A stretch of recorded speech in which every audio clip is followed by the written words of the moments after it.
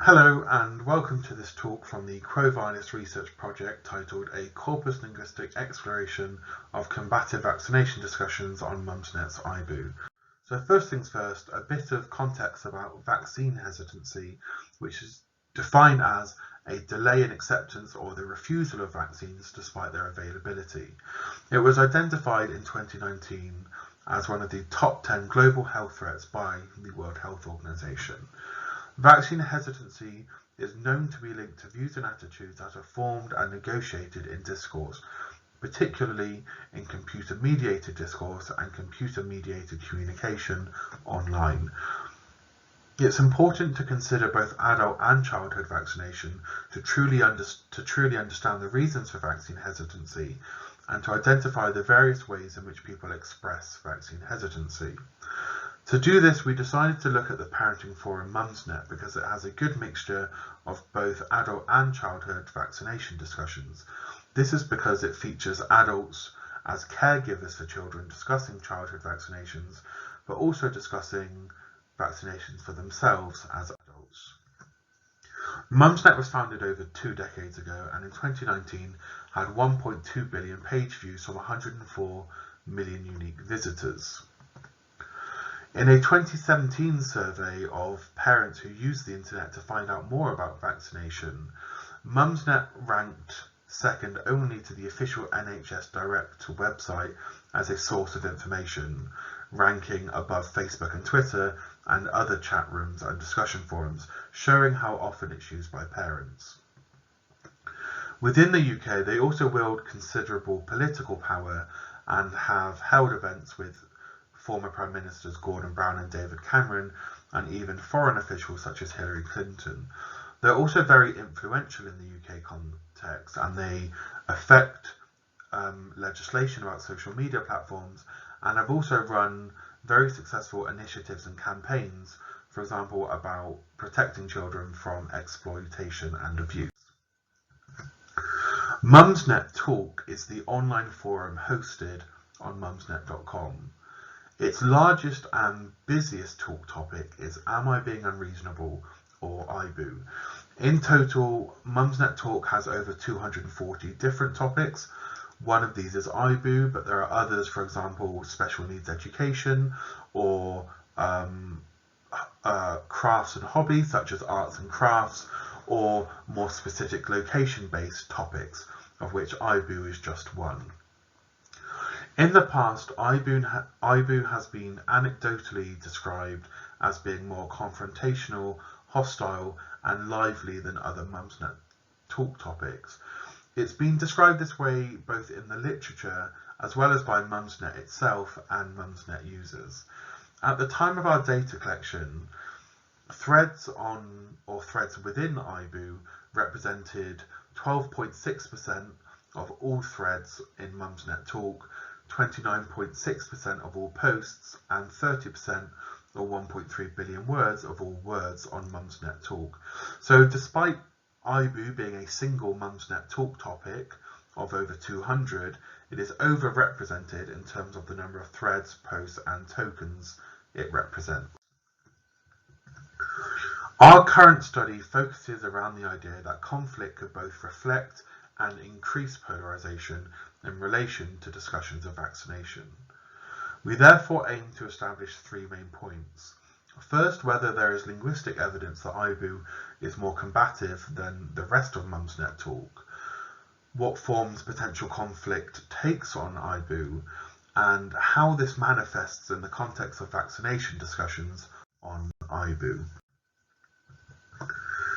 We created the Mumsnet V corpus, which are threads from Mumsnet Talk topics that contain either vaccin wildcard or vaxx wildcard, so words such as vaccines or vaccinates or vaxxer or vaxxed, with the optional prefixes un, re, pro and anti, which had to occur in the original post or the starter post of a Mumsnet thread.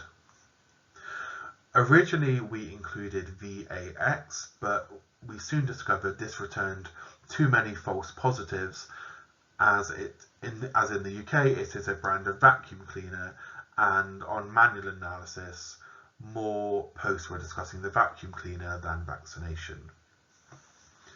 Mumsnet V comprises 8,000 threads and 24.6 million tokens. For the current study, a keyness analysis was conducted to compare the AIBU section of Mumsnet V, so AIBU V, with 3 other Mumsnet V sections. These were coronavirus, general health, and children's health.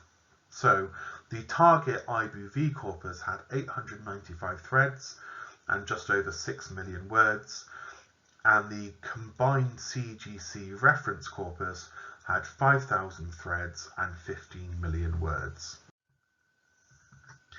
A keyness comparison between AIBU V and CGC V produced 323 keywords with a log ratio of 1 or above.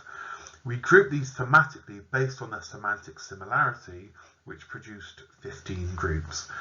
The most frequent group was people, which included words such as in-laws, mothers, or newborns, which contained 69 keywords. There was also a miscellaneous group where there weren't enough words with semantic similarity, so they were put into this category, words such as knitting, photos, or sugar, which aren't related to each other. There was also a group for words that are specific to communication on Mumsnet.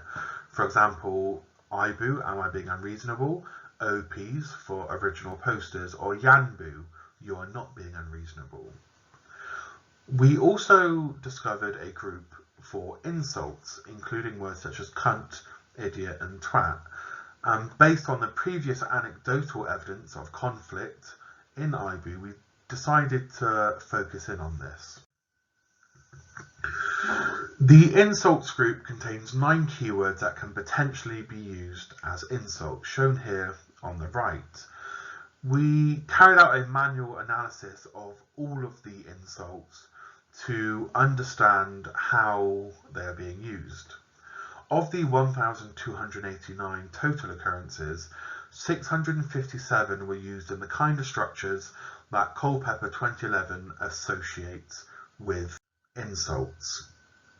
So they were all used as nouns, and they were used as personalised negative vocatives, e.g. you twat, personalised negative assertions such as you're such a twat, and personalised third person negative references such as the twat or he's a twat. We then coded insults for whether they fell into one of these categories, or whether they were an insult or not.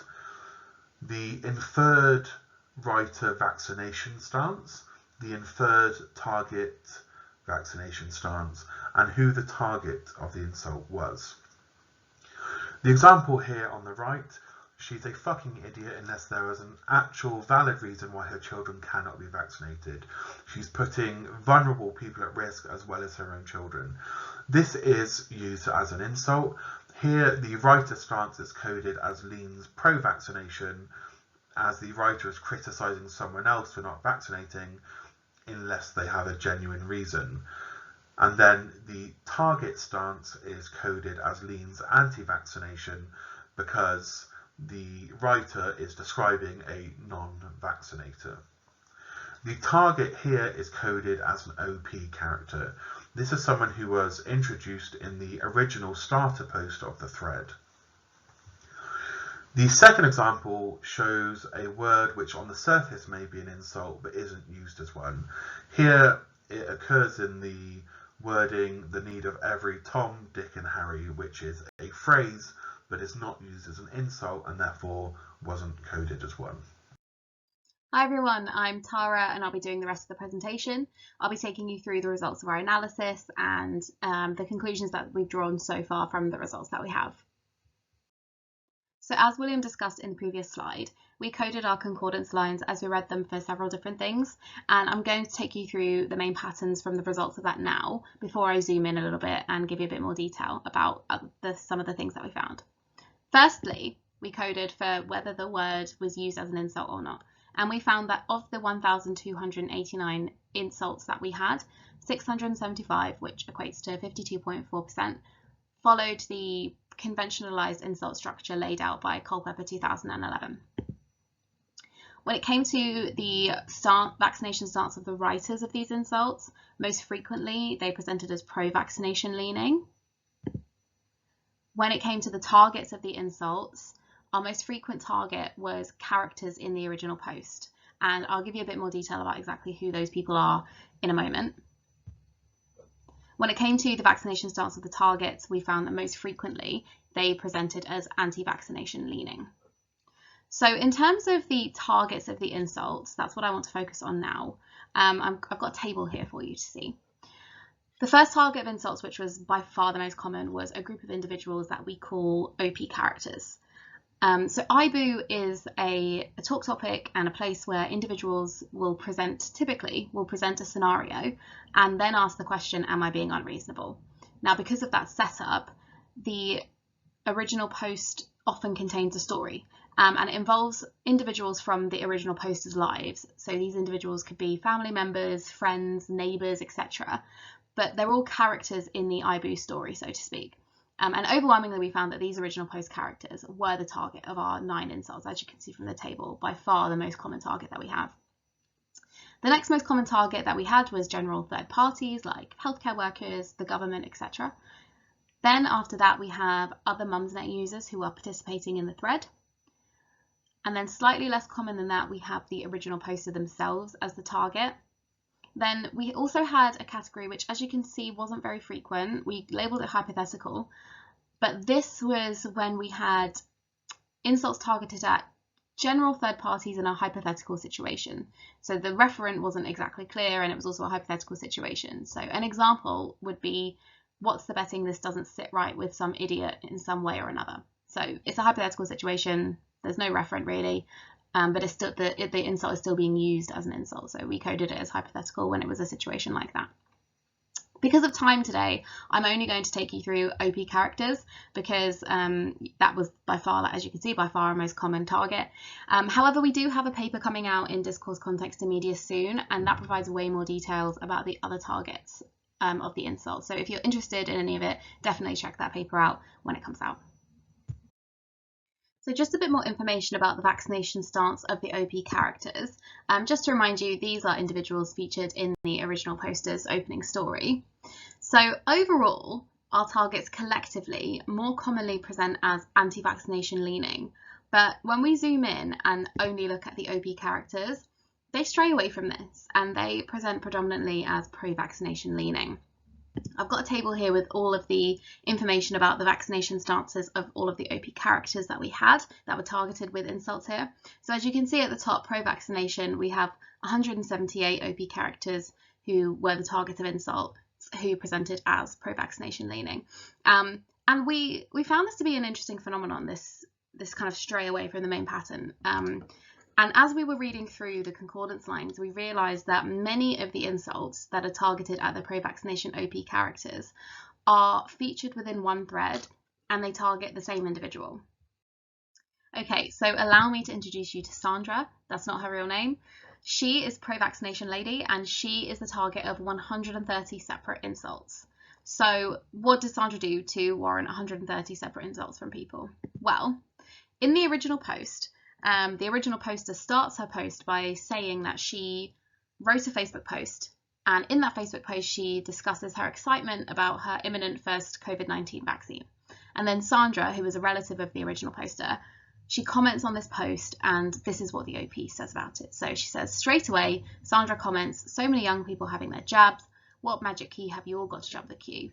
I'm over 50 and I work with the public, but I can't just waltz in like some. Oh well. The original post itself is quite long. We couldn't fit it all on the slide, but further down after the OP introduces this first exchange with Sandra, the OP then goes on to detail several exchanges she has with Sandra on this Facebook post, and some of them involve Sandra making quite rude comments about the original poster's husband and child. And then the original poster ends the post with, "Was I being unreasonable to message Sandra and tell her how bloody vile she is?" So Here are some examples of the responses and the insults that people targeted at Sandra.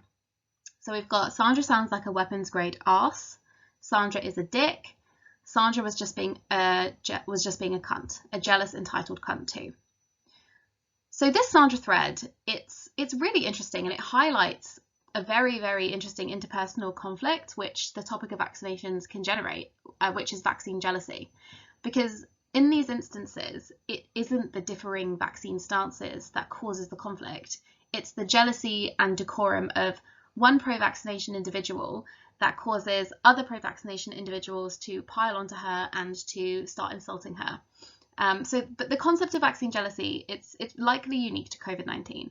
But interestingly, this Sandra thread was not the only thread in our data which discussed the concept of vaccine jealousy, and Sandra was not the only vaccine jealous OP character targeted by insults. She was the one who got the most amount of insults, but she was not the only one.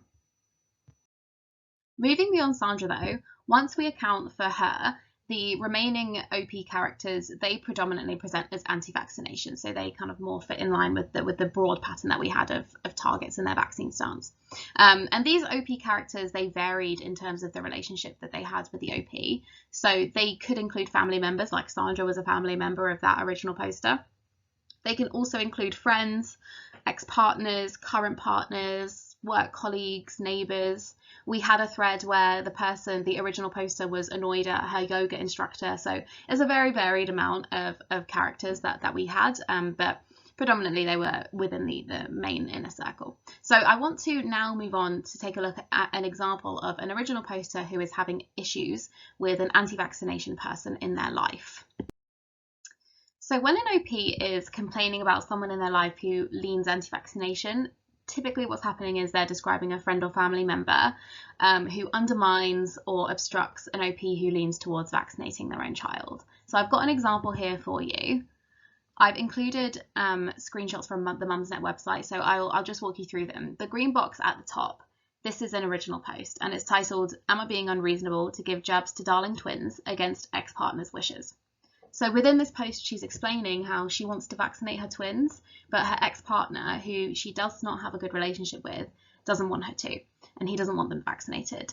It's interesting as well because she also within the post details about how his anti-vaccination stance has led to conflict within his own family. She says that he's rowed terribly with his pro-jab family over it. So that's a really interesting aspect to familial relationships, that how vaccinations can cause rifts in families.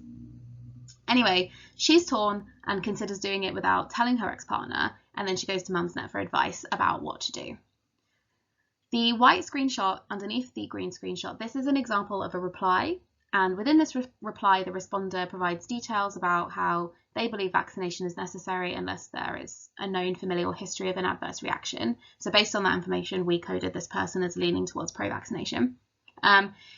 After that, she goes on to call the ex-partner who was introduced to us by the original poster. She goes on to call him a knob, and she says, "I don't believe in respecting the wishes of the NRP, which is non-resident partner, when the non-resident partner is being a knob."